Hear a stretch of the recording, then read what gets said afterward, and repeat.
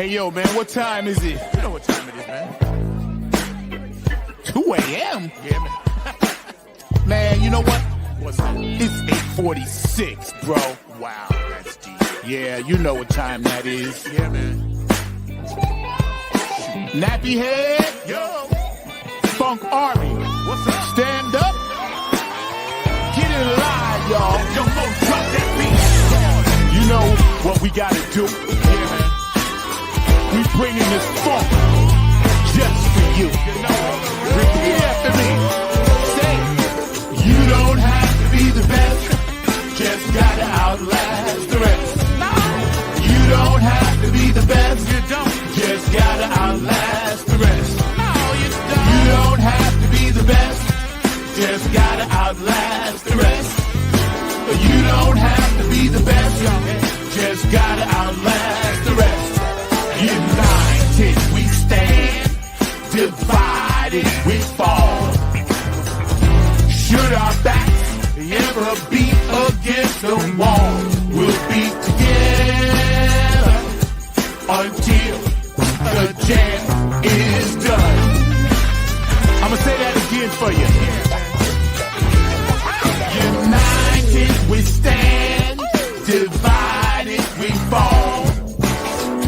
Should our backs ever be against the wall, we'll be together until the jam is done. Here we go, y'all. Now let me tell you a little story about United We Stand. It says we're gonna funk across this funkless land. We gon' stand up and let our voices be heard. We ain't gonna let nobody stop us from spreading the spiritual word. The ruthless corporate greedy don't give a damn about the needies. We need everybody in the house to join us on this one, alright? Y'all say, united we stand, divided we fall. Should our backs ever be against the wall, we'll be together until the jam is done. Are y'all out there? You feeling me? United we stand, come on, y'all. Divided we fall.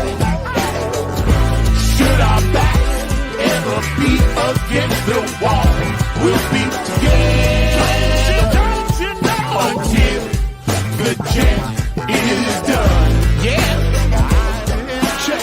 1, 2, 1, 2. United we stand, divided we fall.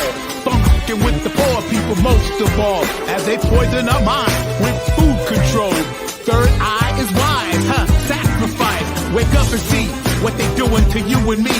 Keeping a separate product of Illuminati, like the jail cell did my boss John Gotti. Dirty politics and high-priced prostitution reside in all the important positions. Just look around at the injustice in the world. Some forced to live in a deplorable conditions. Watch us, watch what we do. This rap is coming up just for you. So sit back, relax, check on our phone calls. The nappy hip-hop army always bumping in your drum. Twitter, tweet, TikTok. The ruthless corporate greedies don't give a damn about the needies. A movement, genocide and homicide is happening all around the world. Promise me this, promise me that, when all the fat cats stabbing us in the back. Man, get off my back, bro. Killing me. Let me see you wave your hand. We all wanna take a stand. Rise up against the corporate man. Let me head all across this land. Oh yeah. Nothing but this new type funk 2022. Let me see you wave your hands. We all wanna take a stand. Rise up against the corporate man. Let me head all across this land. Come on, y'all.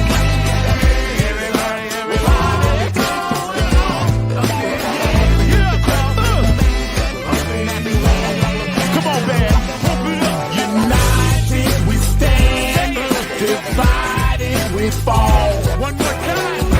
Should our backs ever be against the wall, we'll be together until the champion is done.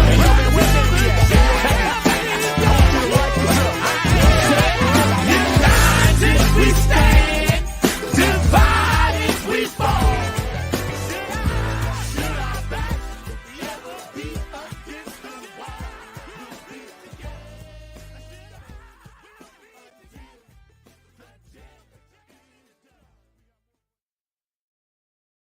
What up, what up, what up, what up? Welcome to another version of Funk from the Front Seat, right here, 9 on the Grind TV. Today, we're going to take you all the way there. We got a very, very special run. We got, some family of mine, some good friends of mine from back in the day. They beaming in, from all parts of the country.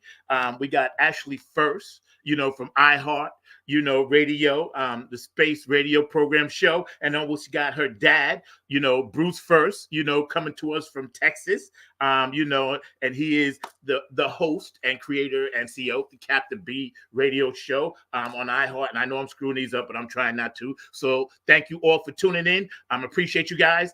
Stay active on the chat line. Ashley and I go way back, did some music together, and I'm so proud of all her accomplishments, watching her company grow up. She's out there running the West Coast, running New York City, and running all parts of the country when it comes to all the beautiful things that she's doing around the world to create peace, love, and harmony. So if you have any birthdays out there today, happy birthday. If you have an anniversary that you're celebrating with your significant other, happy anniversary. And if someone transitioned on, we just kiss it up to the sky, wish them well, and all those good things. I just wanted to say I appreciate each and every one of you, because each and every one of you are a big part of this show. And, we are pressed for time, so we're not going to just dilly-dally like we do. I'm just going to collectively say, the whole world, we got you. I know you guys are watching overseas. You can watch it in Germany, Italy, Japan, all that stuff tonight, later on. Everybody around the United States here, all parts of the country, whether you're on the West Coast, whether you're on the East Coast, and, check us out. Every Saturday, 12 p.m. Eastern Standard Time, 9 a.m. Pacific Standard Time. And for all my peeps over there in, Korea, Annyeonghaseyo, say yo, because I be getting a lot of shouts out over there. So that's really, really cool. I appreciate all you guys, man. We got a great one lined up for you today. We got a lot of good information. And again, the opinions of this show are the express opinions of this show and my guests. They're not opinions of Facebook, we love you. Not opinions of StreamYard, we definitely love you, or YouTube, or any other platforms that we are on. I think we're on like 26, I'm not really sure. But these are just our opinions. We're kicking it, talking about the real. Please stay active. We want your comments, because your comments always make the show. So without further ado, I'm going to bring in my very, very special guest, my funk sister, my fam, my sister from another mister. Ashley First from iHeart Radio is in the house. So come on in, Ash, and let me see how you're doing. See what you ain't looking at, so I can put on my glasses and see what I'm looking at. How you doing, sweetie? Hello, Zach, my OG New York family. I shared my first stage with you. I cut my teeth on those music stages with you. Yeah, we did. I think about that all the time when we first met. And I remember we used to play that place that was in the movie that they shot Goodfellas in. Was it Copacabana? Right? Cipriani? And I remember all of that. Copacabana. We did all the places in New York. Yeah, it was so much fun. And matter of fact, Richie and Kim the other day just emailed me a picture from back at the Twin Towers when we used to play there. So I posted. Yeah, it was crazy to see like how youthful I was. It's just baby photos. That's all. Now you have the real headshot. Yeah. So how are you doing out there, and what's going on? All right. I am so good. Thank you for asking, Zach. You have been there since day one. You have been there every step of my broadcasting career. So thank you for having me on your show again. Things are cooking. This 2024 is about to take off like a rocket. Let me tell you. I started with, you knew me when I had just the iRock Space radio show. I'll give you all the space news headlines in under 4 minutes, spliced in with some, Stevie Wonder hit music. and some jokes. It's like Wall Street Journal meets Saturday Night Live for the space news headlines. And I say, I'm Ashley First, giving you a first look at space news. So that little show spawned into 2 more shows. The second one was Top 10 Questions with the top guns in our space industry, where we interview today's movers and shakers, literally launching us into tomorrow's new horizons. And that show started with me just interviewing launch code writers and some managers at major space companies. And then it turned into me interviewing actual NASA astronauts, the NASA director of strategic partnership, a space billionaire, James Cantrell, SpaceX co-founder and CEO of Phantom Space. And so that show also took off. And because of those 2 shows and their success, I now am proud to tell you, Zach, I have a brand new 3rd show that has taken off. It is totally different. It's unlike anything I've ever done.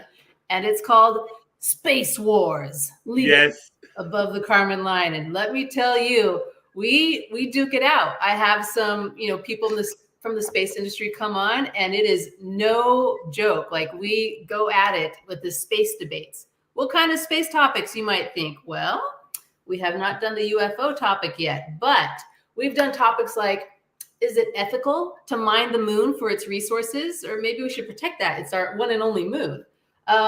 We've done, which is more important, sending humans to Mars or sending humans to the moon? Which one should we be doing first, even though Artemis missions are well on their way before colonizing Mars? And then right now, I gave you a sneak peek of the show, yes? Yes, I heard. So the current episode, if you tune in, or if anyone around the world, your worldwide audience, tunes into iHEART Radio, #1 space station, iRock Space Radio, this current episode of Space Wars is me actually going toe-to-toe with a former CIA officer who was joint advisor at the Pentagon and founded his own space foundation called Foundation for the Future, Mr. Tim Chrisman. And we argue over, is it just for the FAA to veto the return of a space capsule holding a cure to HIV, but approve an asteroid landing at the same Utah test launch site? They said no to the HIV cure, but they said, okay, little asteroid can come back to Earth. Is that ethical or just? Like, why was it approved to go up into space if it's not allowed to come down? Yeah. So Mr. Chrisman and I, former CIA officer, we go head to head and we debate about this. And then what's great about every episode, Zach, I just want you and all your listeners to know, because you really have a beautiful aura with spreading the love around the world. At the end of every fight, this Space Wars, every debate show fight will end with a truce. And the truce is in the form of a spacey pickup line. What's your best pickup line involving aliens, stars, space, or an intergalactic compliment? And so listeners will want to tune in for not just the cerebral ammo and the debate, but there's always a truce at the end. And you never know, this spacey pickup line might be your next pickup line, to help you with an icebreaker on that office crush or that cute neighbor. So it's something for everyone. We always end with a truce, and it's just good for, the world to know it's okay to be on opposite sides and then end with a nice truce. It's good to talk about things. It's what makes us progress. I follow you. You have so many, and I'm proud of you for that. You have so many outlets. I was looking at your LinkedIn, and we're going to show some of those promos that you sent, just the photos and everything. But I'm interested in that one where I think it says justice behind it, or the one with the big unity in the background. Yeah, unity. Yes, that's what. Of course you would love that. So let me tell you a secret. That was a photo shoot in when I went to New York City. One of my best friends is an amazing photographer, Casey King. She's done a lot of my magazine press photos, and she's on the rise. And this was just, what I love about New York is you're always finding murals just in the midst of the city. And this was actually wasn't our Brooklyn shoot. I think it might have been our Jersey City shoot, ironically.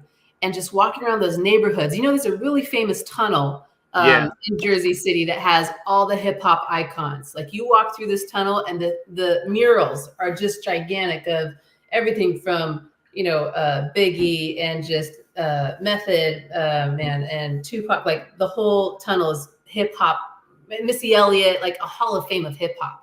So that's what I love about just walking through the natural environment of our home, the New York's tri-state area. So that Unity was a beautiful mural in Jersey City that we were walking by, and it happened to be sunset right at that moment. Wow. And so that's where that sort of glow and lighting came from. And it was a beautiful moment because it's like, if space can't unite us, what can? Like, if nothing else, the space, looking at ourselves as humans, not nationalities, should unite us. Yeah. It's funny. And I'm going to fix that thing for you too. And that's when you see me looking, I'm working on that thing. But check this out. We met in the music game, and you've done some amazing things going forward since I saw you, gold records with Sony artists, Beyonce, Tony Bennett, Christina Aguilera, Tony Braxton, for your single Santa Baby. That's like, I still have that in my playlist. So I always listen to it all the time. And when I met you, you were singing my favorite song, and you know which one that is, the one from France. My jam, right? And you sang it. You would always stand on the side of the stage, and I love that because sometimes a band has to take a break, and so we put one performer up on stage to hold down the party while everyone else is doing their break, and then we switch and we have different shifts. But on your break, Zach, I remember you specifically would come over and you would watch me just for that song. And it was always just like your love and support from off stage was always amazing. Like, I love that because it was like I was the lone soldier before the whole band came up and we did the second shift of sets of songs. And yeah. But I just remember that distinctively when I first met you, because always loved that song, but I had never, Avita Rose, right? That's the name of Love Beyond Rose, you got it. Yeah. I was like, I couldn't believe I was standing there and you were singing it in the native language like so perfectly. And I was like, man, this girl's a genius.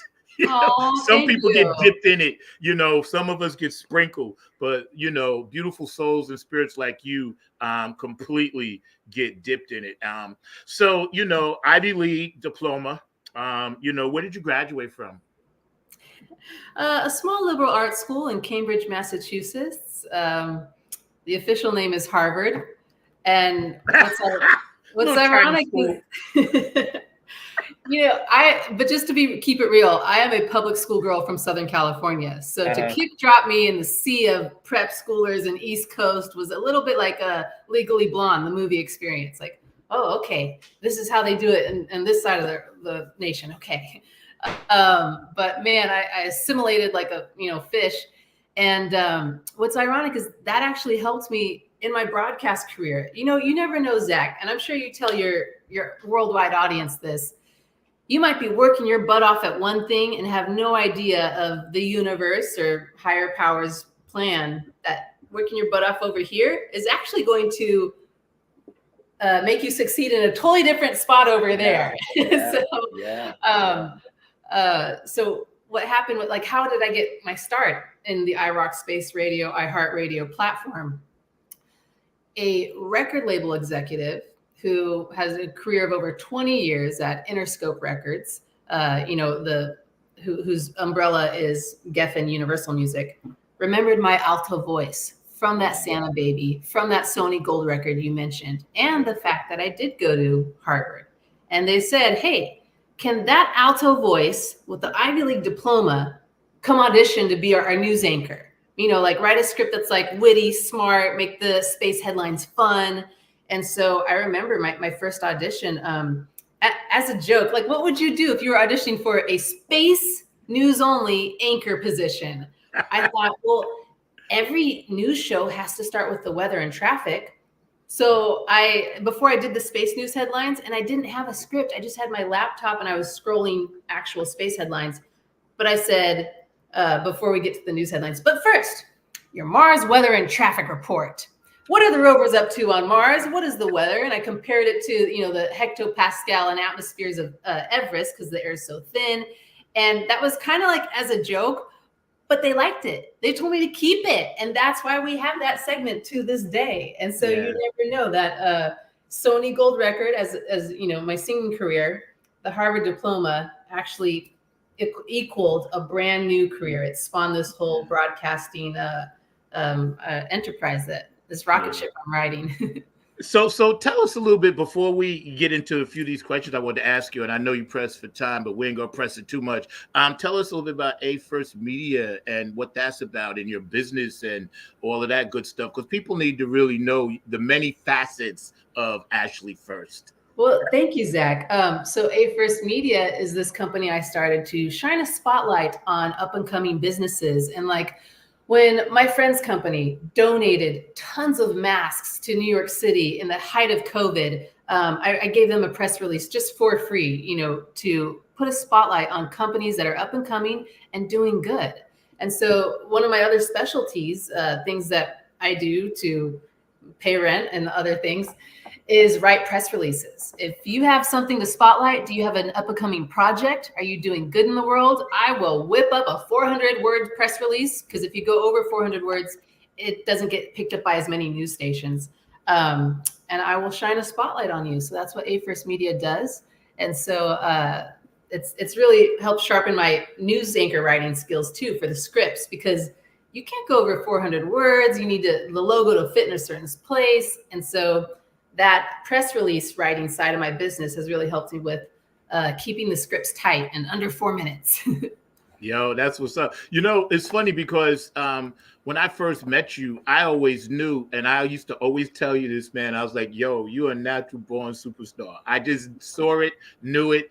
I didn't know what other branches of the industry you were going to get into. Obviously, you knew, even though I was like in the wedding suit and this and that, we used to call them the monkey suits, right? I was always telling them, listen, I'm a funk artist. I used to tell you that, like, I'm funk. Don't worry, I'm funk. Oh, no. When you took over for your solos of whatever, like, your big role was, it was like, oh, everyone clear out, give Zach some space. Yeah, and you can always tell by the dance floor. You know this. Yeah. You can tell the level the party is vibing at by the dance floor. And Zach, every time you took the lead, that dance floor just went up a notch. Everyone, they're coming out of the chairs. Okay, yeah. So I saw it in you too, sir. Thank you. I appreciate that. So you're doing well in all of your businesses, but I really want to get into something that we need to really talk about when it comes to how you're actually viewing a lot of the rumors, innuendos, and things of that nature when it comes to your radio show, how you tie it together with the audience. One of the things that I was looking through a lot of your bulletin points, and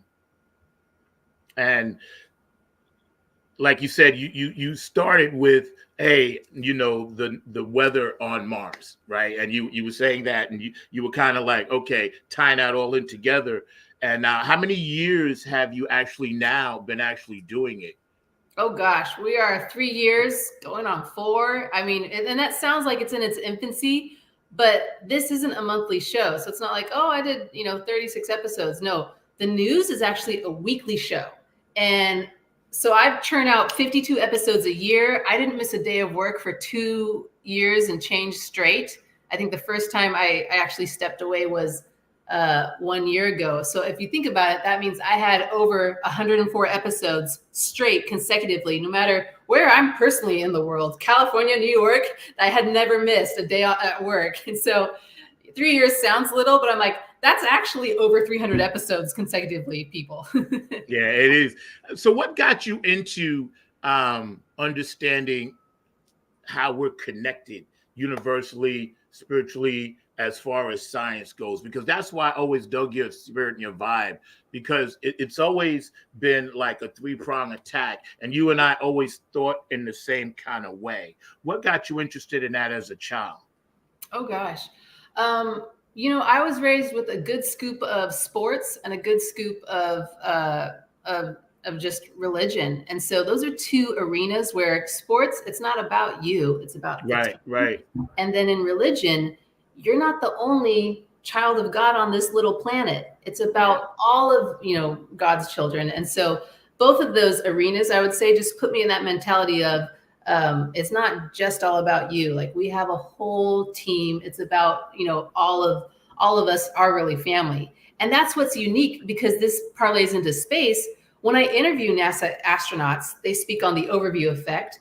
And I'm actually blessed to actually have the author of the Overview Effect, Frank White, on our next Top 10 Questions episode. So look out for that.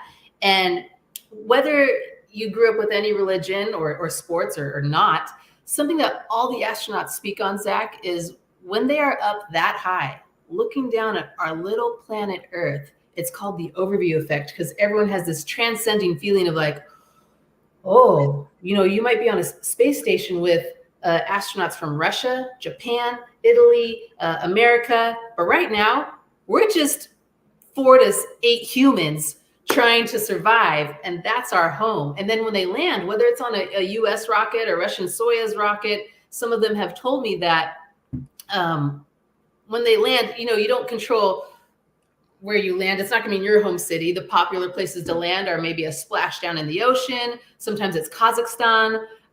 So when you come down to those spots, every astronaut has the same feeling. Yes, I'm home. Even though technically they're in the middle of Kazakhstan, and that's not home, but it's that feeling of, no, we're just all humans, and this whole planet is our home without the nation boundaries. That's why I always tell people they should read Carl Sagan a little bit, not so much agree or disagree, but when he wrote The Pale Blue Dot, it was one of the most profound books I ever read. One of my friends, trombone player, and Chelsea, one of the True Funk Soldiers, says that's impressive. Chelsea is a good friend of mine, and she's up in the DMV area, but she watches the show. And thank you, Chelsea, for tuning in. I see Chelsea's comment. Thank you, Chelsea. Yeah. I wonder if she likes Trombone Shorty, my other New Orleans favorite trumpet player. Yo, she's on there, man. She's working. I saw him when he played Lion's Den, because that's where my band was playing too, like back when. Yes. Excuse me, it's Sullivan Hall now. They renamed it.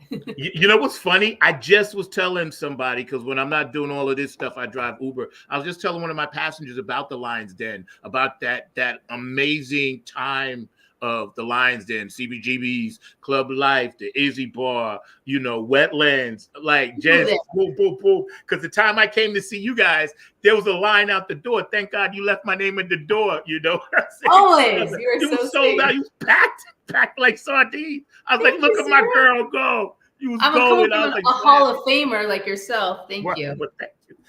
I've been blessed to have a few things, man. We're chatting right now with Ashley FURST. If you don't know her, all her information is at the bottom. Check it out. iHEART Radio, Space Radio Show. Her father coming in with the Captain B Show. We're gonna be talking to him in a few minutes. Let me cue him up. Let me get him ready. Yeah. It's all good. But before, and please bring him in.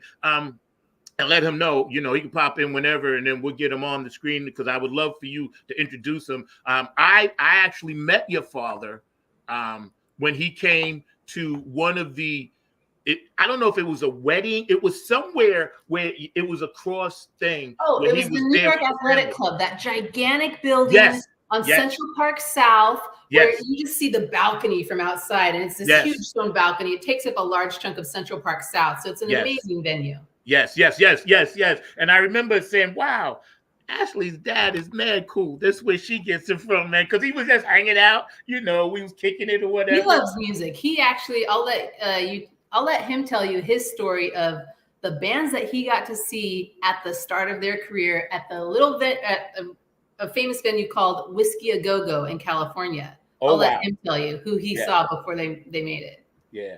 Chelsea said you have a new follower, so she's boom. She's okay. She's definitely Chelsea. Yeah, man. Checking out your trumpet music. So, we were talking about, society and science, right? Mm-hmm. And in your very astute opinion, where do you think? And I'm gonna let you take the stage on this one. Society is going when it comes to space technology and the spiritual journey, and then I'll ask you the second part. Okay. Well, this is exciting. I'm so glad you asked this question, Zach, because I have some episodes that I've recorded that are actually in the can. They have not been put on air yet, so you are getting an exclusive scoop right here. I'm not going to give it away, but let's just say, based off of the space icons that I've been interviewing for Top 10 Questions show and for this new show, Space Wars, it's unique to see people talk about the level of technology as if it's normal. And so what's here's an example of something that I've been discussing with the interviews I have that are already recorded in the can. Space migration. Just the fact that instead of someone going to visit the moon, no, we're going to go to space for longer periods. And space migration involves whether it be, cruise ships, cruise around on our Earth oceans, cruise ships for space. And there'll be a sort of a biosphere to, just go live on. And guess what? That large space migration will actually alleviate the stress put on Mother Earth, because less people using her, fuel and resources will actually allow her to breathe a little bit better and restore herself. And so that's just one idea. Space migration, like it's within, I want to say a lifetime, not maybe the lifetime of the year I was born, but just it's going to happen. Space migration. So the fact that people will be living in space, not just for the astronauts, but just small cities. So that was an idea that blew my mind.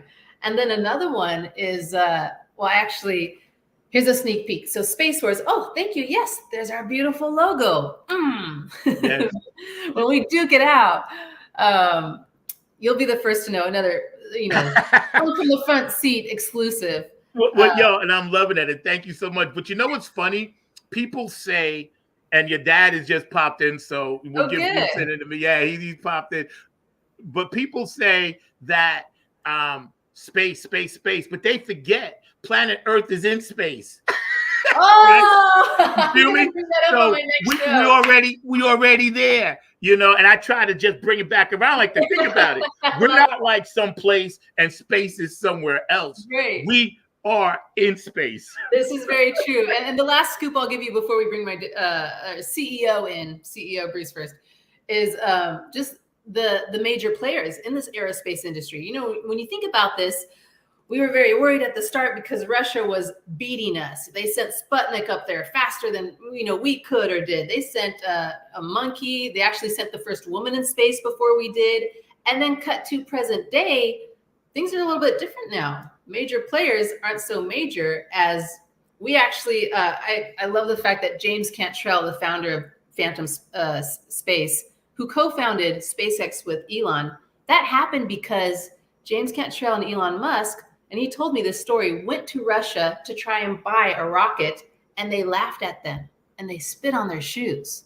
And so because of that rejection, which at the time, was a thorn in their side, birthed and turned into the dawn of SpaceX and America doing it for ourselves privately. And so, the major key players in the space industry is going to start to shift the dominance. Yeah. So we have Bruce FURST, your father, Captain B show, and all the good things that he does, and one of the quotes I read, the Captain B show takes iHeart listeners on a ride, space leader people, tech, and cosmic myths collide. And that's an amazing thing because that's basically everything that I believe in. It's the #1 station, iHeart, for the latest space news, music, stuff like that. But the Captain B show, your father, Bruce, is with us. So come on in, Bruce, and thank you for joining us on Funk from the Front Seat. I really appreciate you. Obviously, your daughter's amazing. So, we've been friends for a long time, and I'm glad to get a chance to see you again because I did meet you, like Ashley was saying earlier. So, I definitely am grateful. And how you doing? Zach, it is so good to be here. Mr. Big Time, man. Over the years, I've heard nothing but great things about you. Ashley's kept me current with your career and all the fun stuff you do. If there's any good karma in this world, let me tell you, you deserve it, my friend. Oh, thank you, man. No, I mean it. Thank you. I appreciate it. I see your stuff in the back. Now, let me ask you before we even get started, how are you doing? Because you're in Texas, correct? I'm surviving. Believe it or not, it's been cold down here. I could give you some exotic story, like I was up above the Kármán line, our capsule lost pressure, cold air rushed in. But actually, I went in the backyard to save a few things, and I think I caught a cold. So my voice is a little off, but I'm here today, okay? And I'm happy to be here. Yeah, that's a beautiful thing. And I was reading your bio, and I was like, okay. And rather me read it to the audience, I'll just let you explain how you've been traveling in space. So feel free, Bruce, before we get into the Captain B show, feel free to let people know what you've done and who you've worked with, because I read it and it's like a plethora of who's who. Well, you know, over the years, I've been very fortunate to work with some fantastic people. I mean, brilliant people. 99% of them were great to work with. I spent a lot of my career with Paramount Pictures, licensing soundtracks to the movies, proprietary images, and academically, I know Ashley said some of her things. I went to the University of California at Los Angeles, go Bruins, and I hold the degrees of Bachelor of Arts and Juris Doctor of Law. I don't lead with that because nobody goes to see a lawyer because they're having a great day.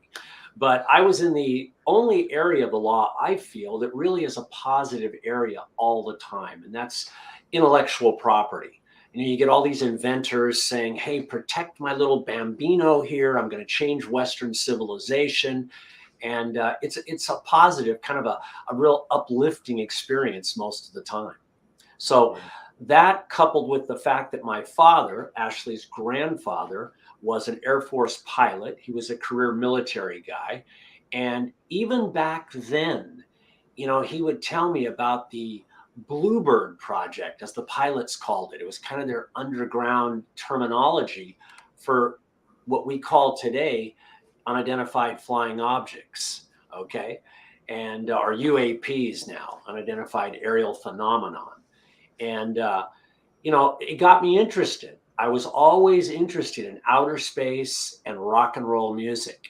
And somehow, all fast forward now to the present, I was able to combine those two because our station is primarily a music station.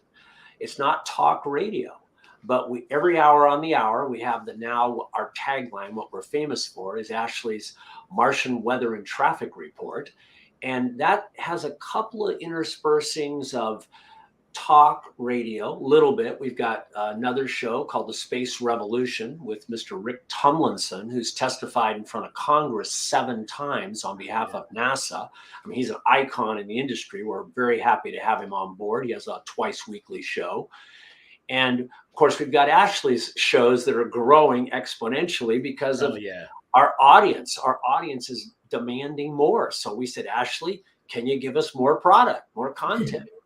Thank you. You know, speaking of more product, I actually am under an editing deadline. So I'm going to bow out, Zach, and say thank you so much. But do not let the CEO of iRock Space Radio go without telling you about his plans to actually visit in outer space. Hey, and you know what? He actually has his physical ticket. Yes, I'm gonna make sure I'm tagging along for that one because you know I don't belong here. Nice to have you. You know, for my audience, Ashley First, you can follow her. She's on all my pages, on all her pages. This amazing, beautiful spirit is changing the world and has been for a very, very, very long time since day one. Thank you, Ashley. I'll be in touch and I'll hit you up. Enjoy the Captain B show. All right, enjoy. Yes. Thank you. Well, okay, so now we got you all to ourselves, Bruce. Here we go. Here we go. So, when we think about space and we think about travel and we think about whether or not there is or isn't, I, for one, believe because I've had experiences, lots of them. But one thing happened a couple of weeks ago, in particular, this thing in Miami that everybody wants to know about. That's why I needed you to come on the show. Okay. So please tell us your opinion, educated as high as you are, about what we saw or what we think we saw. Okay. This is perfect segue into my little promo for the next Captain B show, because we're actually interviewing someone who lived across the street from the mall. Okay. Wow. And so Here's what I believe. And, I don't pretend to be an authority on the Star Trek franchise, but they had something that was somewhat of a foundation, which was called a prime directive. Are you familiar with that? The prime Yes. directive? Yes. Okay. So, and just for those that may be listening again in your global platform here, I'm going to give them a short definition, which is the Star Trek crew, Commander Kirk and Spock and everybody else, was told that if they go and visit other planets and species, they would blend in but not disrupt. They wouldn't share advanced technology, etc. They let the species grow on its own and evolve, but they would observe, return, and report. Now, here's what I'm leading up to, and I apologize, it's going to be a little bit of length here, but I want to get to your bottom line. Take your time. If somebody asked me, are you a flat earther? Do you believe the earth is flat? I could tell them 100% no. I absolutely do not believe the earth is flat. Okay. But if somebody asked me, do you believe that there's possibly a prime directive going on here, that somebody from another planet has come here to Earth? Maybe 99%, I'd say I doubt it. But there's that 1%. I'm not 100% sure that it's not. Now, let's go to your question about Miami. I've got a guy I'm going to interview, lives literally across the street from the mall, is telling me 200 police cars, SWAT teams and helicopters. He's been there for, I think, 20 years, never seen anything like this. And all this for a couple of teenagers, youths fighting in the mall. I know, right? Plus, he saw some things that I'm going to let him tell us rather than me paraphrase or try to give you a synopsis of. I want him to tell us on our show what he actually has demonstrative evidence of. And I'm going to let him go there with that. Yeah. So answering your question, that's the long version. The short version is, I think there's a possibility that something from another planet came and took a look. I think, and I believe you 100% because I have at least 5 people in Florida, none of which were at that mall, but a lot of people I call the next day or two just to see what the scuttlebutt is in the street. We from New York, so we say, hey, what's the scuttlebutt, right? And all the scuttlebutt was whatever happened. The main thing was the main thing. I watched something on YouTube where this gentleman, he had his brother who was mentally challenged, and then his son who was mentally challenged, and his brother, right? And he was telling the interview, and they asked him, well, how come you didn't take any pictures? And he said, son, when you see something this interdimensional, the last thing you think about is holding your cell phone. He said, you can't think. He said, all they thought about, they froze and then they ran, I personally think that you are absolutely correct in your assumption that, when this planet is amazing. So we don't know. And like I tell people, we're not waiting to go to space. We're already in space. We're part of space. So anything could be possible. Everything is on the table. Everything is on the table. Well, another thing that I believe, and this I don't want to step out of order here, but it's just one of my personal opinions that I've talked about on the show, is, we know that we need to reseed planet Earth on another planet. There's just not enough natural resources here to support the population growth as it's going. So it makes sense, because some people say, why do you want to go to space? Why are you promoting all this, moving to another planet? I'm not saying we all move there, but we need to reseed planet Earth so everybody can have a quality of life. Yeah, I think when Ashley was on earlier, and we're going to try to make your logo a little bit bigger so people can actually see it. I think that when we look at the concept of traveling and going different places and taking like an airplane, but like a shuttle to Mars and to Jupiter and all these other places, I think that's very within our grasp. I may not see it in my lifetime, but I think that's very much within our grasp because the technology that they don't tell us about, obviously they have light years ahead. You know, I have relatives that are in the military, and sometimes when I get into things with them, there's, you know, my one relative right now, my nephew, he's over in Italy. He's not allowed to tell me certain things. He's an engineer. And I'm always asking him, because he knows I've been like this since I was a kid. And I'm always saying, hey, what's the deal? Take me to where they are. I want to see the, you know, this and that from just experiences. And he's always saying that, you know, certain things they just don't talk about. And they just kind of leave it at that. Have you ever personally experienced anything that you felt was interdimensional or interplanetary? I have. You know, a couple of years ago, we were driving from California to Texas, and it was at night. And behind me was my Ashley's sister, my daughter Amber, and she was driving with my wife, and I was with my son-in-law, her husband. And we were driving. We were going through the desert. It was late at night, and I pointed out to my son-in-law. I said, "Look, there's a shooting star," and he was driving, so he didn't really see it. And the star was going right to left, and then suddenly it stopped and went back the other direction. So I said, wait a minute, that can't be a shooting star if it goes right to left and then back left to right. So as soon as I was telling him about it, I said, I just saw the most amazing thing. Well, the phone rang. It was my daughter. She was saying, did you see? And so she saw the same thing. So, you know, again, I haven't had, you know, I haven't had direct contact, but that was probably as close as I've gotten to seeing something that is inexplicable in our normal, you know, aeronautic experiences that we see. Yeah, I grew up on Long Island, so we had Fairchilds, Northrop Grumman, back in the 60s, and I'll be 66 soon. And I remember, you know, my dad and I, you know, we used to just lay back in the yard and watch things. You know, I used to go up on my roof and lay back and just watch things. And everybody on Long Island was well aware that things were checking out what they were doing for NASA, you know, and I knew a couple of firemen, and every time some crash or something happened way out east, out by the Hamptons where they were, you know, the normal neighborhood firemen and police weren't allowed to go in. They would go there, and then it would be all these other people, you know, they're like, no, you can't come in here, whatever. So we in New York have always experienced this, you know, people upstate, you know. So what do you think? Well, put it this way. When you got into iHeart Radio and started, you know, doing these shows about what's happening, what was your intent for our audience to feel from it?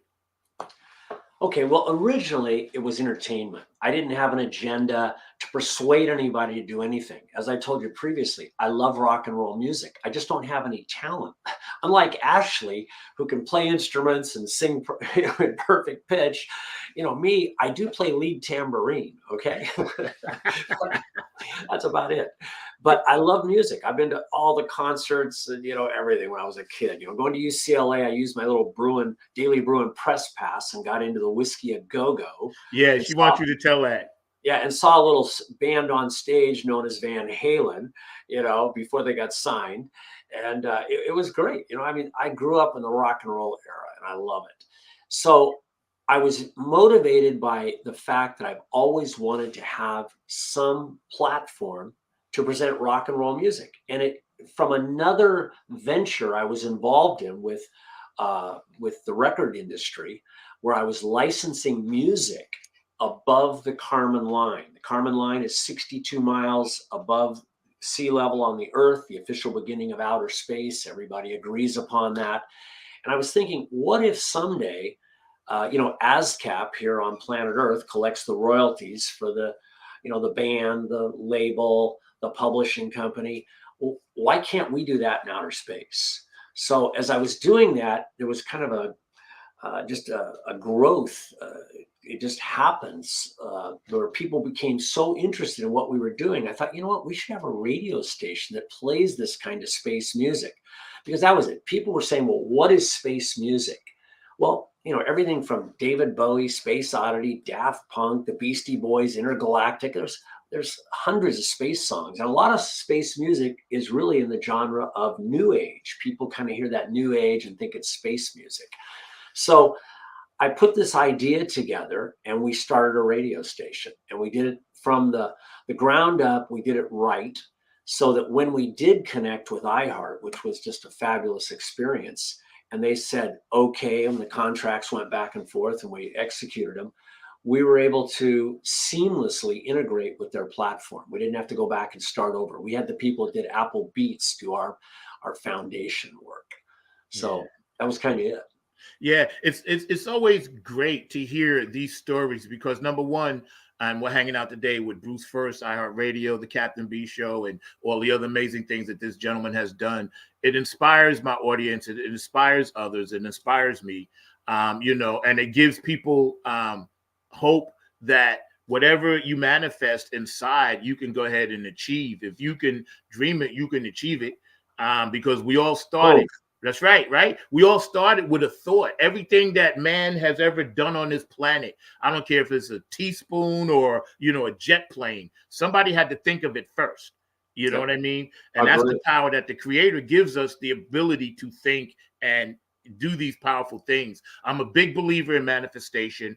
I keep a lot of crystals and, very much into the spirit because I know these things work for me. I would never tell anybody else that, but I know they work for me. And when I have someone like you on the show, it automatically elevates my thought process because I see all the things that you're doing and you're trying to turn people on to just critically think outside the box. Yeah, exactly. That's what it is. That's what it is. And again, entertainment was my goal. And now I'm able to add to that with, I hesitate to say education because I don't want to sound like, I know more than the listeners. I certainly don't. But by interacting with them, especially with Ashley's Space Wars show, we're able to educate all of us. Even, on my show, I learn all the time from guests and so forth. They bring new ideas. And that's the whole concept here is to, bring entertainment, attract an audience, a demographic that's open to ideas. And the idea here is that there's something out there. There's a reason we're going to space. And it's positive for all on planet Earth. Yeah, it is. I want to just piggyback on one of the questions that I was asking Ashley earlier. Where do you see our society going when it comes to space, technology, and the spiritual journey? Then I'll ask you part two of that question because I want to know if you think they're both connected. But where do you see our society going? Are we more accepting of things now? Well, I think so. And I think we'd be very prideful as the inhabitants of planet Earth if we said, well, we're the only species in the world. There is no other or living organism that has a thought process as sophisticated as us anywhere in the universe. I think that'd be very prideful. I don't believe that. I believe there are other species on other planets that have intellectual capacities equal to or greater than ours. Yeah. I see space becoming a conduit, as I said earlier, to reseeding planet Earth. I think, years in the future, way beyond my lifetime, there's going to be a natural progression. And kind of like when we, think about this, when they came over from Europe to America, to the continent, I mean, that was a huge journey. It was hard to comprehend. People were afraid they were going to, the boat was going to go off the corner of the earth and disappear on the horizon. Okay. Think about the quantum leap. Well, now for us going to the moon and then to Mars and other planets, we think nothing of going to Europe now, going there for a couple of business meetings and coming back. I think it'll be that way in the future with other planets even. They'll develop super sophisticated methods of travel that we can't really imagine right now. And it'll become the norm to go to other planets. Yeah. Mr. Markley, you back there? Could you take that down, please? It's not big enough because we wanted to get the logo, so I don't know what's going on with that, but it's not big enough. So we want to give Bruce the full screen. Thank you. I think that when we look at technology, like you mentioned, who would have thought like if we would have had this in our hands back in the days of the cowboys and the Western days, you know, it wouldn't, people would be like, wow, you must be a wizard. Yeah. Imagine. Yeah. Right. So I think because we do have technology, I always tell people that 1% I believe is real, but then some of that 10% out of the other 80 that's left is our own technology that we're starting to put out in drips and drabs. I want to ask you a question though. What, and I'm gonna take this is kind of off the subject, but remember, I remember this quote from you know, one of the greatest presidents ever, Dwight D. Eisenhower, and he said, and I'm paraphrasing, beware the industrial military complex, that they don't get into bed with corporate, you know, because they can control information. Because as you know, once something goes corporate, it becomes privatized. Yeah. So do you think that we are shared enough information now, or should we be shared more as the American people when it comes to our tax dollars? Oh, we should be shared. We should have more information. Absolutely. But let me just tell you something. It's an interesting point. I went to a seminar recently and they talked about what's the difference between private space enterprise and government space enterprise. There's one significant difference. Private has a theory, fail fast. Think about that. Fail fast. If you fail, pivot, go another direction. The government seems to say, oh, well, let's spend another billion and make it work. Oh, it didn't quite work. Let's spend another billion. Well, that's why private enterprise now is the way to go. Look at what SpaceX has done. Oh my gosh, whether you love him or hate him, Musk has done an amazing job. He's changed the whole concept of how we can develop space, you know, the space economy. That's what it really is. A $1 trillion economy waiting for us out there. And now you've got all these other companies coming on board. So I think the greatest thing to happen for the space industry is the privatization and the fact that they're giving launch permits to private companies. I mean, you can't just go in your backyard and say, hey, I built this rocket, we're going to up, you know, you got to get a launch permit. Well, the government is finally allowing enough of those permits that multiple companies, boom, right here in Austin, Texas, where I'm located, I'm going to give a shout out to Firefly. They're a local company over in Cedar Park, and they are making it happen. They're a smaller company than SpaceX, but it's happening. And Ashley, on her Martian weather and traffic report, we joke about it and everything else, but it's really code for Bezos, Branson, and Musk.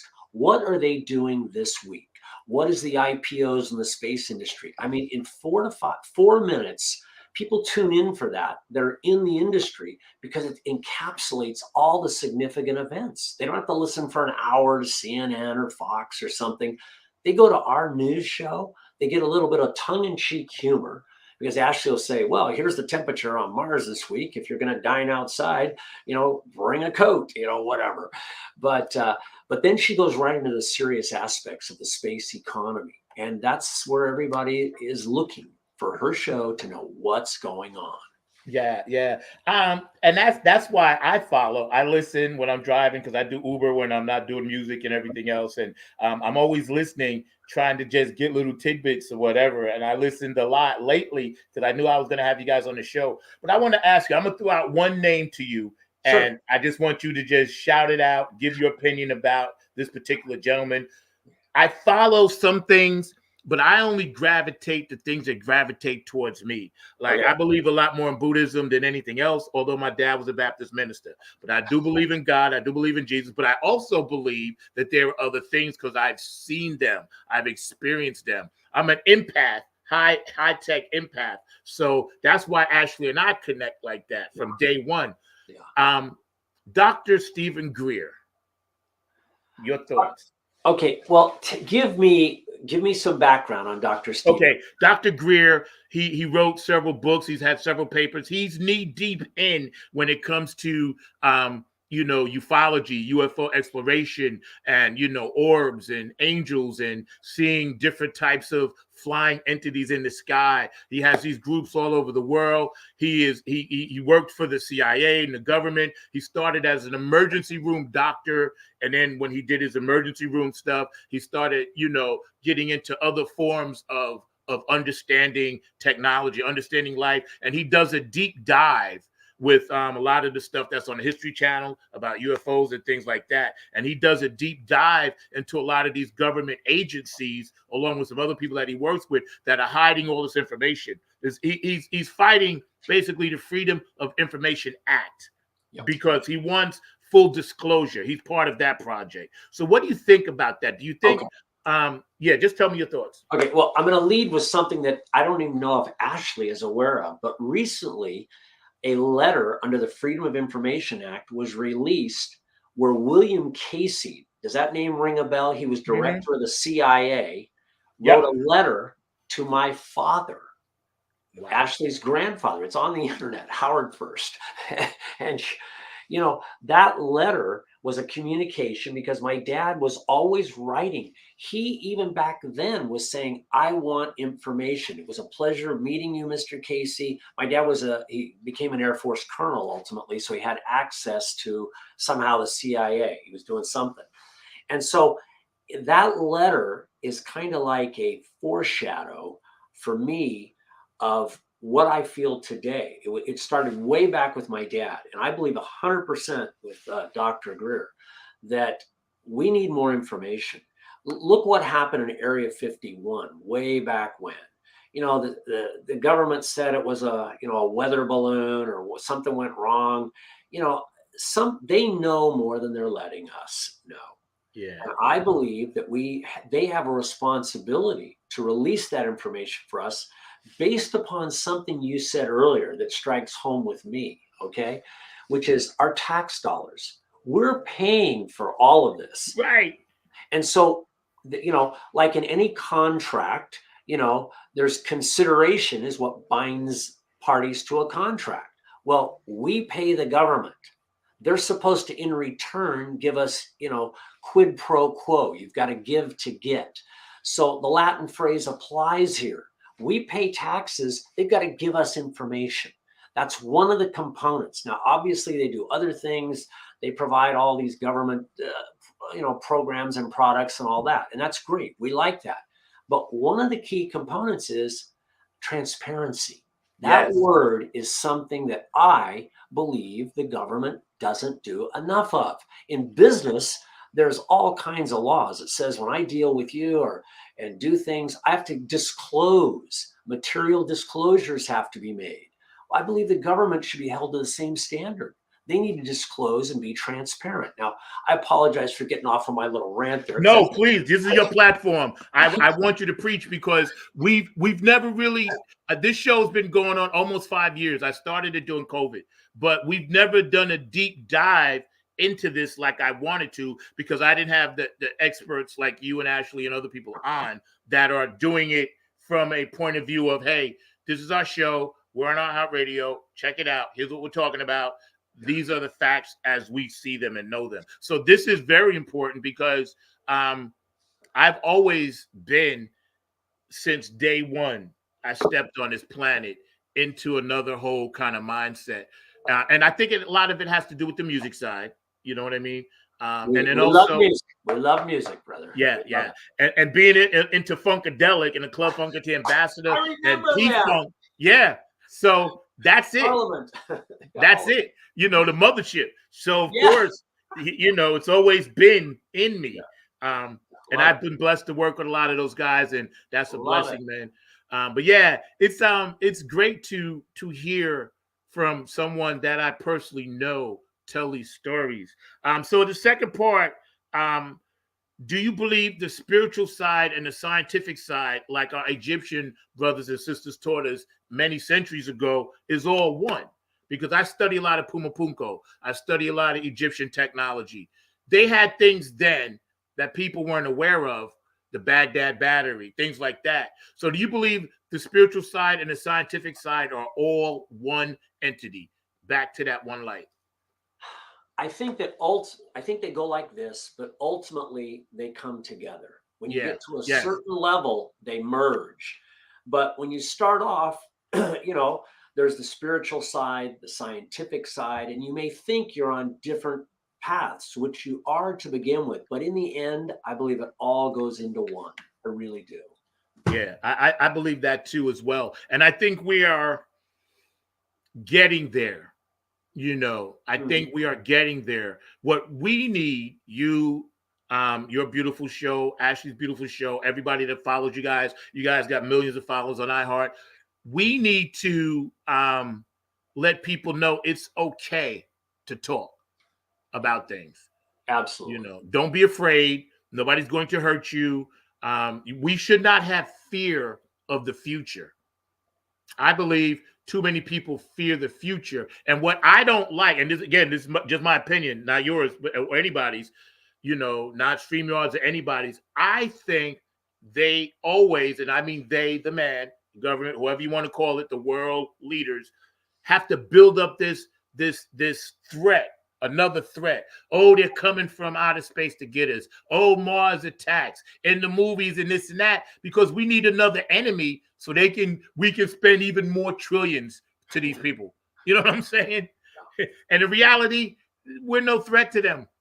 Yeah. There was a book years ago, and I hope I'm getting it right. There's an author, Alvin Toffler, I believe, Future Shock. And the thesis of that book was that technology will advance faster than cultural norms. So, people used to determine death by saying when the heart stops beating.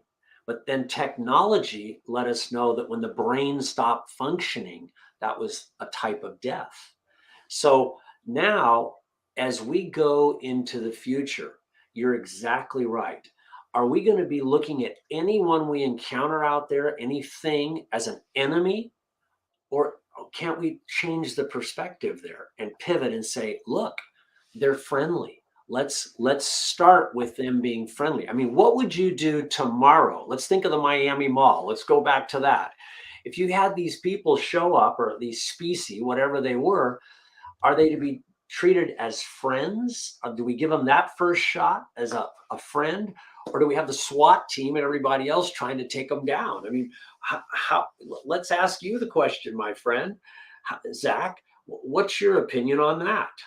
Well, I think that the low-level government, and by that I mean your state, they've been mandated to defer a lot of times to the higher ups, but that information doesn't necessarily trickle down to the actual foot soldiers, the communication. So in my opinion, I think the average person that's a police officer, male or woman, they pull up, they get their dispatch, hey, riot or fights at the mall, whatever. The only thing they're thinking about is the task at hand. I don't think they think beyond that. Now, you and I, if we were in that same situation as authoritarian people, we would be like, no, let's think about this first before we attack, because we have a different mindset. But military, all they know is gun ho, I'm going to kill you. And that's what scares me. I don't think we should be trying to kill anything down here if it's not a natural threat. So I think, yes, the people at the mall, if they panicked and somebody shot something, it would simply be because they were just doing what they know how to do. They never think outside the box. That's what I think. Okay, agree. Hey, can I give a shout out to your producer? Absolutely. I just read over here in the chat. I have that book. It is a great book. So thank you, Mark Lee, right? Yes. For letting me know that I quoted the right book. Okay. You did. And see, Mark's going to come on in a second. He's the other half of my brain behind this show. So I usually have him come on when you and I finish chatting, or my guest, and he'll chop it up a little bit too. Okay. If you have a little bit more time to stick with us, I'd love that. Sure. Okay. We're hanging out today. Bruce First, Funk from the Front Seat, 9 on the Grind TV, every Saturday, 12 p.m., 9 a.m. on the West Coast, from iHeart Radio. Tell us about the Captain B Show and when people can find it and see it. Okay. Let's see. I'm getting somebody's hitting me. Okay, here we go. All right. It's a place where people, technology, and space mythology collide. Now, I want to get that right because I wrote it when I was thinking, how do you, in one sentence, describe the show? Well, space mythology and the things we've been talking about and technology are those hard assets that we know of, but they collide a lot of times because a lot of people think and believe about space in a way that scientifically isn't possible. I Yeah. mean, there's just some people that have different opinions about space. And so I have some of those people on, and I have other people that are the science side. Now, my show primarily is focused upon contact with extraterrestrial. I'm looking for somebody to this day, and if they're listening to your show anywhere on this global platform, the wonderful show you have, I encourage them to contact us. Contact you, you flip them over to us at iRock Space Radio. And by the way, that's IROC, Oh, I'm standing. sorry. Yeah, no, it's not wrong there. You've got it right. I'm Okay, just okay. telling you, oh, there it is right there. I'm just letting people listening, maybe they're not looking. It stands for Intergalactic Royalty Operations Corporation, IROC Space Radio. I would love to interview somebody that has had contact. Now, so far, we're interviewing people that have, they have secondhand contact, or like my next week, we're going to have the guest from Miami who lived across the street from the mall, but doesn't claim to have interacted with another species. We're looking for the ET. We want somebody that's actually done that. And so, whether you believe them or not, I want to interview them. I want to give them a platform to lay out what they've had, what their experience has been. Well, I can honestly tell you, put me on the list because I've had several experiences, deep ones. You're on, Thank you. Zach. Thank you. Yeah, We'll get contact together. me, and I'll come on and tell you. I don't want to tip it right now, but I can honestly say I've challenged people to hook me up to a lie detector test. I want to do memory regress. I've challenged anybody out there because I know what happened to me. I know what I saw, and I know what I've experienced, and I know the gifts that I've been given through angelic or UFOs or whatever, because there was just a time one day when I woke up and I just started knowing stuff. And and I know I'm no genius. I don't have a high IQ. I have the middle range. I graduated college and all, but there were things in my life that I just know. And I know where it came from because I've seen these interdimensional beings. I've told my family members about them. My youngest daughter, Maya, shout out Maya, she has the same gift. She's like, oh, yeah, Daddy, you see that thing by the tree over there? I was like, yeah, I see it. So somewhere in my DNA, it's there. I always tell people I'm a hybrid. And that's just that, because and I ain't going to tell my story. I'll save it for your show. I just leave it at that. You're on. Okay, so you're going to be on the iHEART Radio platform, and we're excited. And so for all your listeners, and I'm going to start right now talking on my show about what we're going to have. We're going to have a great session with you, and I'm looking forward to it, Zach. So am I. Mr. Mark Lee, pop on, man, and chat it up a little bit for Bruce, because I know you want to talk about that book for a second. We're not going to hold him too much longer, but just you guys got that thing in common, because I never. No, like I said, I'm definitely a fan of that book. I actually have it in my library, both Aftershock and in Future Wave, because definitely when I think about what's going on in the future and all along those lines. As you said, Bruce, he wrote that book years ago, but a lot of what was talked about, even the internet and a number of these other things, are actually mentioned in that book and all along those lines. So he was well ahead of his time and all along those lines. But your lovely daughters brought up something earlier that I'd love to hear your thoughts around. And it's a kind of my soapbox that I think is done, in my opinion, wrong religiously, but I love to hear your thoughts, because I know a lot of people religiously like this, what I call my way or the highway kind of attitude. And what I heard from Ashley is that she doesn't necessarily agree with that. So I was just wondering your thoughts around that, because I know a lot of people that feel that they have to go through a certain prophet or a certain way in order to get to heaven. And I personally believe that when you get to heaven, there are going to be a lot of different people of different sorts that are there. But I just wondered your take on that and your answer to those that have kind of a myopic view, in my opinion. Okay, it's a deep topic here. Here we go. All right. I'm a religious person. I believe that we all have the opportunity to go to heaven. I believe that life doesn't end when our mortal bodies unfortunately hit their expiration date. We all have one, just like that carton of milk. That's right. And our days are known and our years will not be numbered less. The Lord, I believe, has a plan for each and every one of us. Amen. And sometimes it's in his plan that we survive catastrophic incidences. I mean, we've all heard of situations where people survive. How did that happen? It's a miracle. Well, it just wasn't in the Lord's plan. I believe that when we get to heaven, as you stated, Mark, I think there's going to be all kinds of people there. But most importantly, I believe our family is going to be there. I don't believe the family union ends with a mortal life. I believe that we reunite above. That's how we're going to see our ancestors and those loved ones that we may have lost during this lifetime. And so, you know, I just am wide open. I would think it would be very difficult to have a God that doesn't allow everyone to have the opportunity to go to heaven.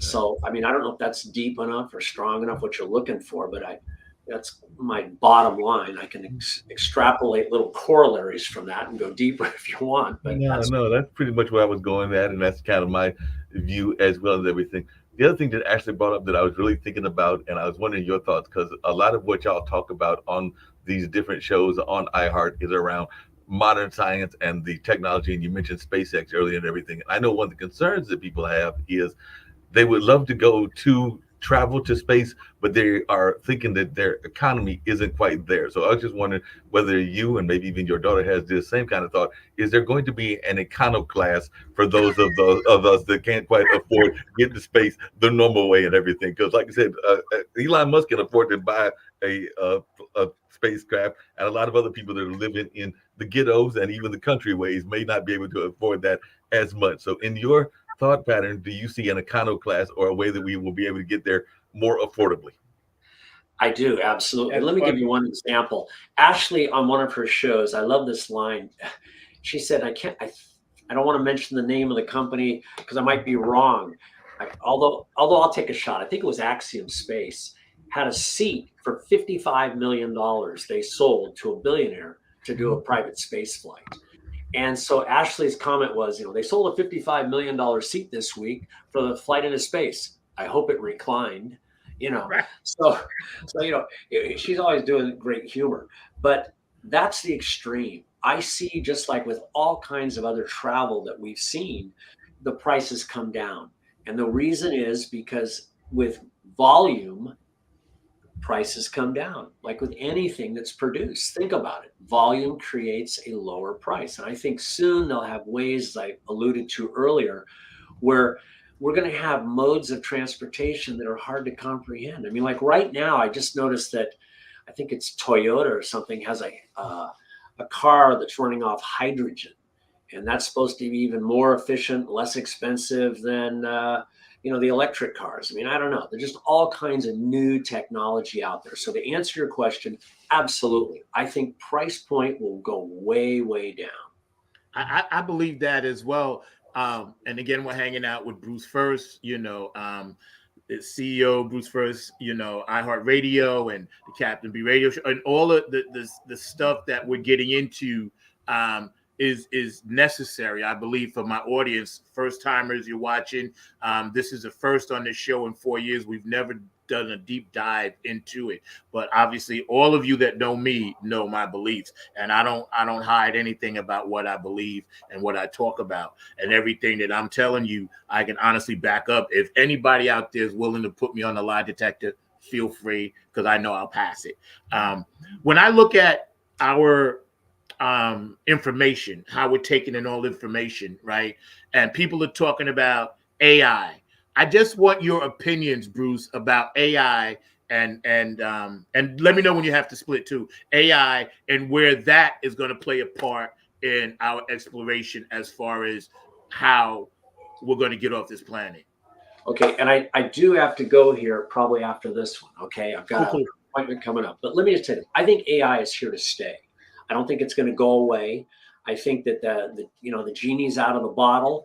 They've invented this technology, and there comes a point where it can be dangerous. I think we have to be very cautious about it because it's a game changer. there's a book out, and it talks about the point in time where technology becomes more intelligent than the human brain. And that's a scary moment. I think it's out there. Yeah. I think it could happen, but I think that it will facilitate, if used properly, the space industry. I think it really will. They could use it to come up with some of the calculations necessary to determine how to most efficiently, and it's all about efficiency in space travel, take it from point A to point B. That's the key. Yeah. Well, we've been hanging out today with Bruce FURST, CEO, iHEART Radio, and Captain B Show and Space Force and all these other things that iHEART is doing with his amazing daughter, Ashley FURST. These people I consider my family, and I'm going to make sure that, we ring up and, get together and do that thing, man, because I'm fascinated. I'm at a point in my life now where I don't have to be ashamed or hide anything that I've experienced. I just want to share my experiences with others, and make sure that, people understand, hey, there's more to it than what you see. Yes, Mark, he has to go. But what is I want to say one thing, but go ahead. Go ahead. Well, I know you had to go. I was just going to say that your daughter mentioned something else that I am a big fan of, because I was glad to hear her mention. I don't know if you're a fan of Trombone Shorty as well, but I'm a big blues fan. Zach knows that. In addition to the funk music, which he turned me on to, I'm a big blues fan. So I just wanted your thoughts around Trombone Shorty, because I am a huge fan. Love and appreciation is what my thoughts are. But I want to leave by saying thank you. We're going to give you. We'll give you the full screen for this one. Okay, Mark, give Bruce the full screen for this one. Thank you, sir. I just want to say thank you, Zach. Thank you for having us on the show today. It's a privilege, a pleasure. I want to wish you good luck, good health, great karma, because you deserve it. And finally, I want to tell you this. I'm looking forward to having you on my show, because I think it's going to be a fascinating adventure. So thank you so much. And thanks for being so kind to my daughter. Even though she's all grown up, they're still your little kids. You know what I'm talking about. You said you have a beautiful daughter, Maya. So thank you, my friend. I have two daughters. Yes, I do. And like I said, Ashley has always been one of the queens of this planet. I love to see her grow, her businesses, your businesses together. You guys have always been angelic to me in a way that beautiful spirits are beautiful spirits. So thank you, sir. I'll be in touch, and we'll hook up, and then I'll be on at your availability. I'll be ready to go. Okay. Thank you. Right, thank you so much. Great being on the show. Yes. Bruce FURST, iHEART Radio, the Captain B Radio Show. Ashley FURST, doing all the amazing things that she does. These people are amazing human beings. They believe in nothing but positive energy. And that's what this show is about. No negativity or positive energy. I'm going to bring my producer back on in a second. But before I do, I just got to run a few commercials and do a few spots of people that support us. JTRP, P-Funk Radio. Thank you so much for always supporting the Nappy Head Funk Army and keeping the funk alive. Well over 18,000 listeners, and soon iHeart, you're going to have my music too. So we're going to work on that. And that's a given. Robin Circular P, thank you so much. Tony Cam, I never see you on the thread, so I'm upset. So you should be watching my show right now. And everybody on Robin Circular P, Gabe Gonzalez on Wednesday nights, DJ Gonzalez, the Undisco Kid. Yo, man, I'm loving you, brother. I wish I could be up in the D, but right now it's kind of cold. So I know y'all are dealing with that snow. So you guys stay warm. And also Larry Funkster Jones, Club Funketeer President, El Presidente. Thank you, Funkster Jones, for sending me those prayers. I really, really, really needed them. And that's a beautiful thing. Of course, Bootsy Collins and Peppermint Patty Collins. I'm a Club Funketeer Ambassador Vice President. Thank you guys for everything you do. And if you guys look over here on this shoulder, right up there, you'll see the logo, Funk, Not Fight. And we're bringing that to South Carolina and North Carolina this summer. And we're going to do a big event. So y'all stay tuned for that. So Bootsy and Patty, Funk, Not Fight, man. Y'all know how we do. HJ Entertainment, Heidi Wilkerson, I love you. Kane and Jams, Kev, you know you my guy. I'm Tony Cam and the Funk All-Stars, Nappy Head Funk Army, Oak City Music Collective, Diego. What's up? Thank you for being my management company down here. I appreciate all the hard work you do. Afterglow 92416. Donna, I love you. I love you. I love you. Benevolent Funk. Q&A Entertainment out of Georgia. I love you. Brooke Clagett, my Funk Angel. I love you. Patricia Diori, Aquarius Rising Arts and Graphics. Curtis Wilcox and Georgia Funk Vinci, who does all this beautiful work back there for me on the wall that you can see. Dr. Brookenstein, David Brooks. Of course, you know you got my back. You're always working on my website, keeping it tight. DJ Coccolino in Italy. I got you, bro. Thank you so much. DJ Elizabetta in Ireland. Thank you for playing my music. And David Webb, Funk Chronicles, Hall of Fame, and Exhibition Center up in Dayton, Ohio, which the Nappy Head Funk Army will be inducted this spring. I can't thank you enough for everything that you have done for us. Our brand is going 23 years strong now. Mian Bryant, my homegirl up in Detroit. I love you, man. Thank you for sending me fire and energy all the time. I appreciate you. And we're going to go around the world. New York, I got you. Delaware, you know, you beautiful people over there. New Jersey, are you aware of what's going on? Because I know you're aware. Pennsylvania, I love you. Of course, Detroit, I love you. Of course, you know, hold on one second. I got to get some background music in here. There we go. All right, I'm good. Yeah. So where was I at? Oh, yeah. North Carolina, South Carolina, Georgia, I got you. DMV, I got you. Detroit, Minneapolis, Vanessa, trying to make another hat for this season's shows. I love you guys up there. Chicago, I got you. Thank you for always supporting the show. I appreciate you guys. Oklahoma, I got you. New Orleans, Dumpster Funk, yo, I got you down there, man. How you doing, Dr. Anthony? I love you guys. Everybody in the Midwest corridor and the northern corridors that's catching that snow right now, you guys be careful. Make sure you stay warm. Make sure you got supplies in your car in case you get stuck. I'm a New Yorker. I know how that can be. So y'all stay warm. Y'all can deal with it. Y'all are tough people. So make sure over in Utah, you know, make sure you guys are straight. North and South Dakota, California, West Coast, I got you. Samoans doing a Humpty Hump in Hawaii. I love you guys over there. Like I said, Tokyo, Angyang Haseyo, China, Japan, Italy, Germany. I got you guys for the shout out. I love you guys, man. All we need is justice all around the world, and we need the truth. That's why we had Ashley First on today from iHeartRadio, and we had Bruce First on today from iHeartRadio, because it's time for full disclosure, and we're going to make sure we do everything on this show that we can. And again, these are the opinions of moi and my guests, not the opinions of StreamYard. I love you, StreamYard. Not the opinions of YouTube. Thank you, YouTube, for supporting me. And Facebook, thank you for supporting me. We know these are not your opinions. They're ours. And I have to always put that disclaimer in. Dubai, I love you over there in Africa. I know the whole continent, because Africa is not like one place. It's a continent with many, many, many nations. I love you guys. North and South Pole, I love you guys, because I know I got some people in Alaska that hit me at once. I didn't even know it could reach that far, but thank you so, so much. Ukraine, all the people in the Middle East, and Russia, can we kind of put down the violence, squelch it, and please, let's figure out a better way to solve our issues.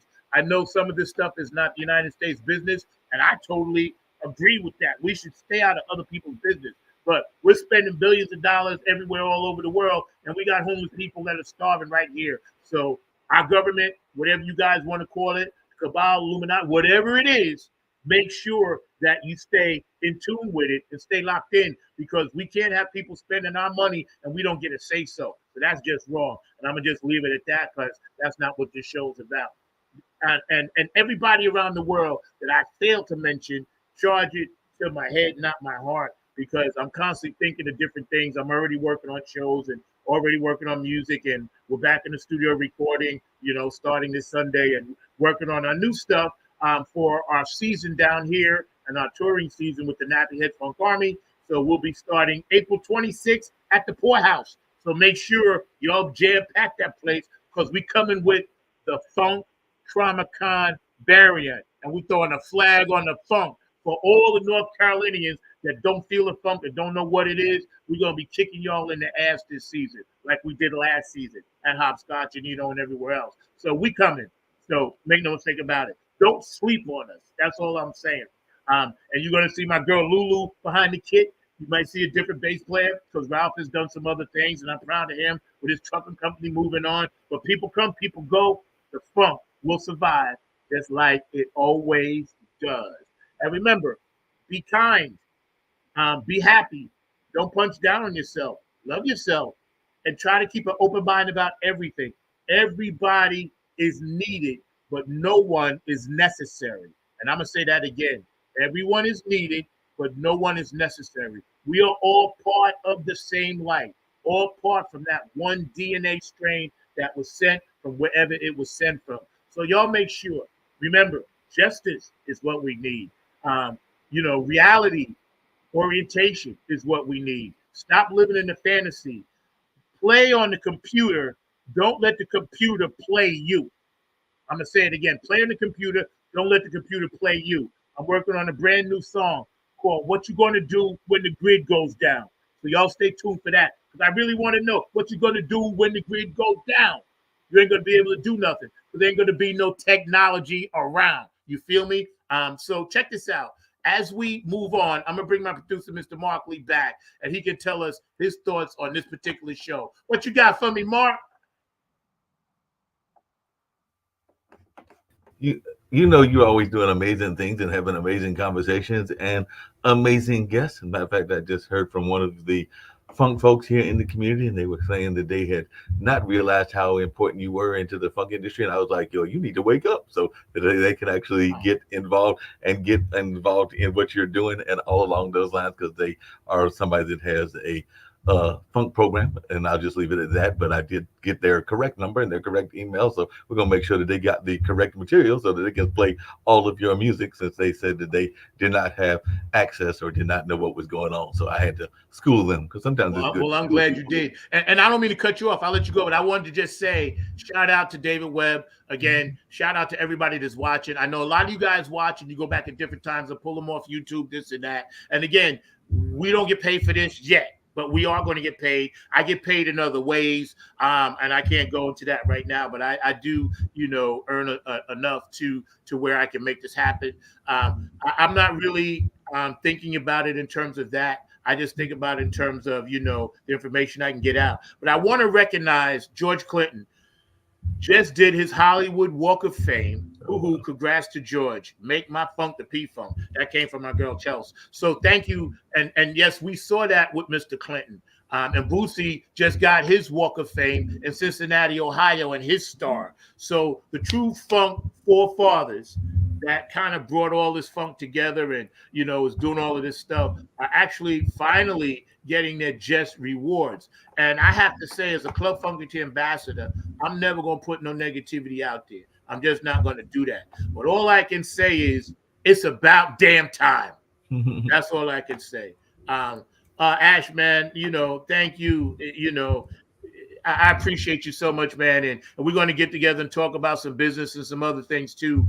And definitely, count me in for whatever you need. I'm your brother from another mothership. So, and Ashley says, thank you for an out of this world interview and the great shows you do. I appreciate that, man. And I couldn't do it without this man sitting across from me, Mr. Mark Lee, which is great. Now, and I'm going to make sure I post some of the correct information about Bruce first. And, it's on my Facebook page, but we couldn't quite get it right, the banner and everything, but I'm going to re-put that out there so our audience and my funk family really knows and understands what we were trying to project onto the screen. Sometimes StreamYard, they play games and, it's difficult within the show, but I'm going to make sure that's done, Ash, so don't you worry about that. And again, you guys are amazing. I look forward to working with you in a couple of different capacities now that I'm healthy again, and now that I'm back strong again, I'm able to go ahead and, travel more and get some of these things done that I want to get done.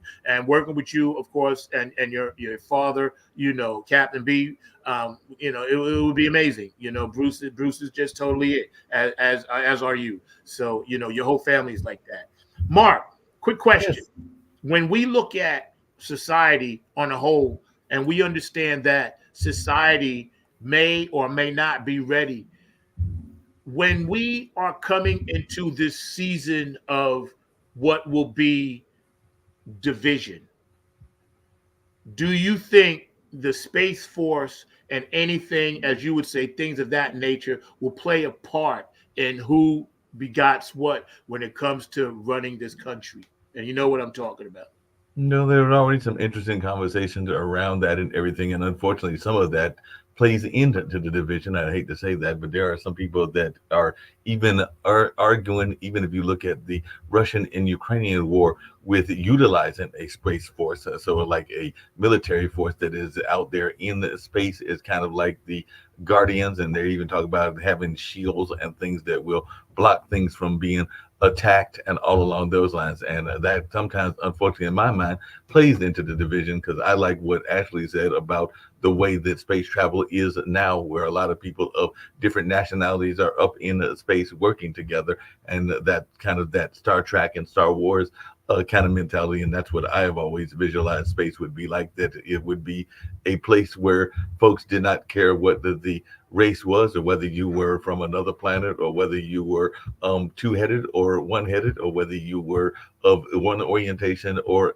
another, but it was all people working together. I mean, there might even be people that are of different skin tones, maybe even skin tones that we don't actually have on our planet currently right now. Because I mean, we talk about people being yellow and they're Asian, but nobody really has a green skin tone, or some of the other skin tones, even purple. But that might be what exists in other places. And maybe like the old science fiction days, we can actually have folks that are working in those various kind of realms and everything. Because that's the way that I think that the world should be, where we are working together and all along those lines, even working together to solve some of the problems. Because I mean, there's a lot of things that we need to explore. And while I know that you're big into space, and I'm not knocking the space exploration, I think it's very important. There's another part of the world that we also haven't explored as well, even though it covers up about, I think it's 75 to 80% of the world, and that's the water. Because we haven't even gone down as far in the water as we could go either, and everything. So I think that's something else we need to do more exploration of, is what is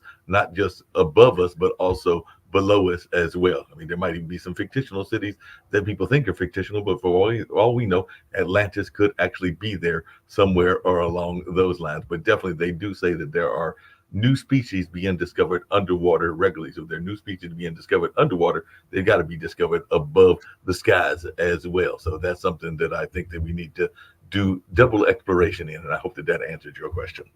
It does. And I just want people to remind people, Ashley First Media, and also iRockSpaceRadio.com. I've been running the banners constantly underneath, and you can actually follow Ashley and Bruce on any one of these platforms. You just click on one and it's going to take you to them all. And I believe that, everything happens for a reason.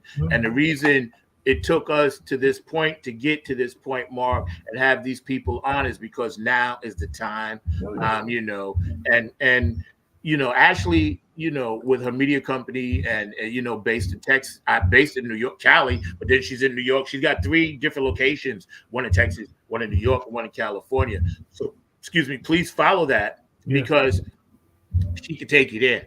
I know that. I'm going to do some work with her as well now that my music is ready to go again. We're going to work with some different things, and I'll keep you all abreast to that. And you can always, like I said, follow, iHeart Radio, iRock Space Radio, and she is on twice a week, and she does her thing. And as well, anybody that's watching and any comments that you guys make, know that we appreciate them all. Know that feel free to go back and comment as much as you can, and I will definitely always get back to you. I do have a few things that I want to shout out, a few spots that I got to run. So, Mark, hang out, and then we'll come back and close the show. Hey fam, what's goody good? What's really good? My name is Jeff Roberson from the gospel group called Jeff Roberson and New Life. And I'm coming to you from the town that we had to name it twice. It's so nice. New York, New York. And I'm bringing you some news about my brother from another mother, Brother Zach, who's bringing you his hot new show called Funk from the Front Seat. Listen, he's bringing you funk from the vault, from the past, from the present, and into the future. He's got that music that makes the hair on the back of your neck rise up. He's bringing you funk all the way down to your toes. This is that funk that makes you really want to groove. Stay tuned. Don't touch that dial as he brings you funk from the front seat. Listen Let's go! Hey, this is Keith Jackson with P-Funk Radio, inviting you to check out my brother Zach Robinson with Funk from the Front Seat. Saturdays, 12 noon on the East Coast and 9 a.m. on the West Coast. It all happens on 9 on the Grind TV and also on YouTube. Great guest, great conversation each and every Saturday. That's Funk from the Front Seat with Zach Robinson on 9 on the Grind TV and YouTube. Check him out. Hey, this is Jen Vanderputten, writer of Code and Prose. You are watching Funk from the Front Seat with Zach Roberson. Tune in every Saturday at noon for excellent and important conversation. This is Joe Keys of Joe Keys and the Late Bloomer Band. Just did a show with my man Zach. Number 9. That's right. Number 9's got it going on. Check out Funk from the Front Seat. Zach Robinson. Serious good vibrations, y'all. What we need. Peace. Hey, it's Chrissy Key Rollins here with Holistic Restoration, inviting you to check out Zach Robinson with Funk in the Front Seat. He drops new episodes every Saturday at noon on the East Coast time, and replays are posted for whenever you miss a live stream. You can find him on 9 on the Grind TV and also on YouTube, and get ready for the funk because he brings it every week along with hot topics, amazing guests, and great conversations. Again, that's Zach Robinson with Funk from the Front Seat on 9 on the Grind TV and YouTube. Go check them out. Wiggle worm here, baby. Yeah, and I'd just like to say congratulations to my man Zach. Yeah, Club Funketeer number 9, keeping that funk on the shine for his 2nd year anniversary of his show, Funk from the Front Seat. It don't get no better unless you jump in the back seat and then jump back in the front seat. On the one. Yeah, keep that funk alive.